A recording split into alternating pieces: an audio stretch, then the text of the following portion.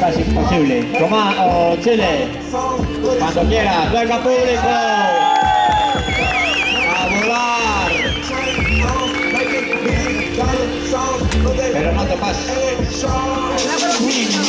Ahí lo va, entra absorbiendo la rampa para tirar bien alto, toma aéreo, que alto, metiendo exap, para un lado, para el otro, 540, hacia el plano inclinado. Cómo empuja, cómo la mete de loop down, muy difícil meter la bici y después volverla a colocar.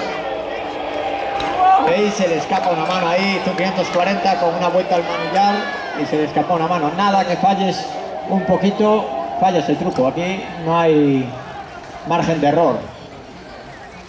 Otro Barça manual, eso es casi imposible, eso, bajar así. Muy buena ronda, Chile. Un aplauso y último truco para todos, Pablo.